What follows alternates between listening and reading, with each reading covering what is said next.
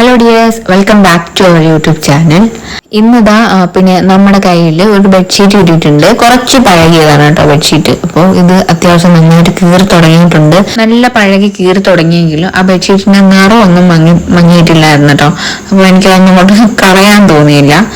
ചെറിയൊരു കീറലായപ്പോഴും നമ്മൾ bedsheet വിരിക്കാനോ മൂടാനോ use ചെയ്യരുത്. അതുകൊണ്ട് ഇനി ഈ ഒരു ബെഡ്ഷീറ്റിനെ നമ്മളൊന്ന് റീയൂസ് ചെയ്യാൻ പോവുകയാണെ. അത്യാവശ്യം നല്ല വലിപ്പമുള്ള ഡബിൾ സൈസിൽ വരുന്ന ഒരു ബെഡ്ഷീറ്റാണ്. കുറെ വർഷങ്ങൾക്ക് മുന്നേ ഓൺലൈനിൽ നിങ്ങളുടെ വാങ്ങിയതാണ്. അത്യാവശ്യം വലിപ്പമുള്ളതുകൊണ്ട് ഇനി ഇതിന്റെ ഒരു സൈഡ് നമുക്ക് എന്തെങ്കിലും വെട്ടിയെടുക്കാൻ പറ്റും. ഒരു പില്ലോ കവറോ ഒരു മേശവിരിയോ അങ്ങനെ എന്തെങ്കിലും യൂസ് ചെയ്യാൻ പറ്റും. ഞാനിതിനെ പില്ലോ കവർ ആക്കാനാട്ടോ ഉദ്ദേശിക്കുന്നത്. ഇതേ സൈസിലുള്ള 4 തലേണയാണ് നമ്മുടെ കയ്യിലുള്ളത്. അപ്പൊ ആ 4 തലേണയും കൂടെ ഒരേപോലത്തെ പില്ലോ കവർ ആക്കാം എന്ന് വിചാരിച്ചിട്ടാണ് ഞാൻ ഈ ഒരു ക്ലോത്തിനെ കട്ട് ചെയ്തെടുക്കുന്നത്. ഏകദേശം ആ ഒരു പില്ലോയുടെ അളവിന് തന്നെ കട്ട് ചെയ്തെടുക്കുന്നുണ്ട്. കട്ട് ചെയ്തെടുക്കുമ്പോൾ ഫസ്റ്റ് ലെയർ തലേണയുടെ അത്രയും നീളവും സെക്കൻഡ് ലെയർ വെട്ടുമ്പോൾ അതിൽ നിന്ന് കുറച്ചുകൂടെ നീളം കൂട്ടിയാണ് ഞാൻ ഇതുപോലെ വെട്ടിയെടുത്തിരിക്കുന്നത്. നീളം കൂട്ടിയെടുത്ത ആ ഒരു പീസിന് ഇതുപോലെ നെടുകെ 2ആയിട്ട് കട്ട് ചെയ്തെടുത്തു. കട്ട് ചെയ്തെടുത്ത പീസസിനെ നമ്മൾ ഇതുപോലെ ഒന്ന് വെച്ച് നോക്കുകയാണ്. അടിയിൽ നീളം കുറഞ്ഞ പീസ് വെച്ചു, പുറത്ത് നീളം കൂടിയ പീസിനെ 2ആയിട്ട് കട്ട് ചെയ്തത് ഒന്നിനെ ഇതുപോലെ പുറമേ വെച്ചു കേട്ടോ. ഇത് നമ്മൾ കൂട്ടി തയ്ച്ചെടുക്കുമ്പോഴത്തേക്കുമാണ് സെന്ററിൽ ഓപ്പൺ ഉള്ള ഒരു പില്ലോ കവറായിട്ട് നമുക്ക് കിട്ടുന്നത്. അങ്ങനെ ഇതുപോലെ ഒരു 4 പീസ് പില്ലോ കവറിന് വേണ്ടിയിട്ടുള്ള പീസസ് വെട്ടിയെടുത്തിട്ടുണ്ട്. ഇനി വേണ്ടത് ഒരു 3 ഇഞ്ച് വീതി വരുന്ന കുറെ നീളനായിട്ടുള്ള ഇതുപോലത്തെ ക്ലോത്ത് പീസസ് വേണേ. കുറച്ച് കൂടുതൽ തന്നെ വേണം. കാരണം ഈ 4 പില്ലോ കവറിന് ചുറ്റിനും നമുക്ക് ഫ്രില്ല് പോലെ വെച്ചു കൊടുക്കാൻ വേണ്ടിയാണ്. അപ്പൊ നേരത്തെ കട്ട് ചെയ്തതിന്റെ ബാക്കി വന്ന ക്ലോത്ത് എല്ലാം കൂടെ ചേർത്തിട്ട് ഞാൻ ഇതുപോലെ ഒരു 3 ഇഞ്ച് വീതി വരുന്ന ഇതുപോലെ നീളം തുണി കഷ്ണങ്ങള് കട്ട് ചെയ്ത് എടുത്തിട്ടുണ്ട്. ഇനി ആ നീളത്തിന് വെട്ടിയെടുത്ത ക്ലോത്തിന്റെ ഒരു സൈഡ് മടക്കി അടിച്ചെടുക്കണം. അതിനുശേഷം ആ ക്ലോത്തിന്റെ ആ മടക്കി അടിക്കാത്ത പോർഷൻ ഉണ്ടല്ലോ അവിടെ വെച്ച് ചെറിയ ഫ്രില്ലായിട്ട് ഇങ്ങനെ പിടിച്ച് ഇതുപോലെ ഇങ്ങനെ ഫ്രില്ല് ഉണ്ടാക്കിയെടുക്കണം കേട്ടോ. നമ്മൾ ചെറുതായിട്ട് മടക്കി നീളത്തിന് അടിച്ചടിച്ച് ഇതുപോലെ ഫ്രില്ല് പോലെ ആക്കിയെടുക്കണേ. സെന്ററിലായിട്ടല്ല സ്റ്റിച്ച് ചെയ്തെടുക്കേണ്ടത്. ഈ മടക്കി അടിച്ചതിന്റെ ഓപ്പോസിറ്റ് സൈഡിലാണ് ഇതുപോലെ മടക്കി ഫ്രില്ല് പോലെ ആക്കി എടുക്കേണ്ടത്.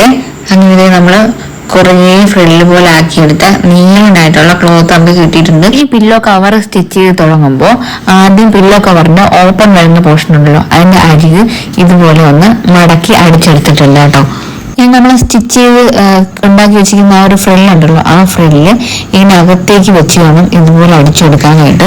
അത് നമ്മൾ മെഷീനിൽ വയ്ക്കുമ്പോൾ അത് ക്ലിയർ ആയിട്ട് മനസ്സിലാവും. തയ്ച്ചു തുടങ്ങുമ്പോൾ ആദ്യം നമ്മൾ മനസ്സിലാക്കേണ്ടത് തുണിയുടെ നല്ല വശം ചീത്ത വശം, അതായത് അകവും പുറവുമാണ്.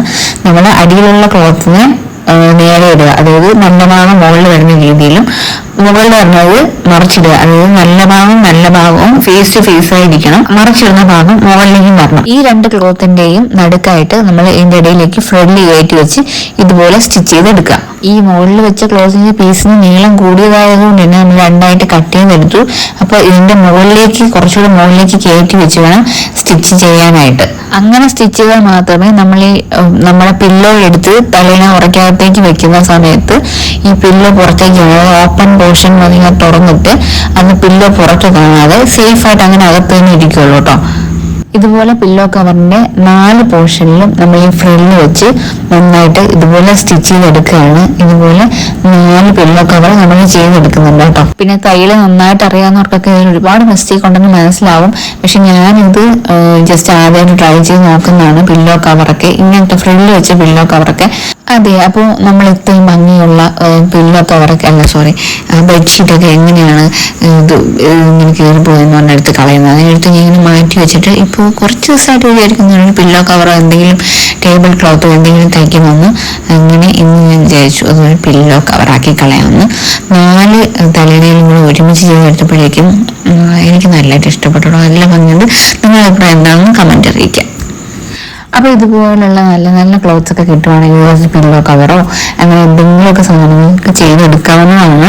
ഈ വീഡിയോ എന്തായാലും ഞങ്ങൾക്ക് ഉപകാരപ്പെട്ടു എന്നെനിക്ക് നല്ല ഉറപ്പുണ്ട്. അതുകൊണ്ട് എന്തായാലും സപ്പോർട്ട് ചെയ്യുക. നെക്സ്റ്റ് വീഡിയോയിൽ കാണാം. പുതിയ വീഡിയോയ്ക്കായിട്ട് വെയിറ്റ് ചെയ്യാം. Thank you. ബൈ.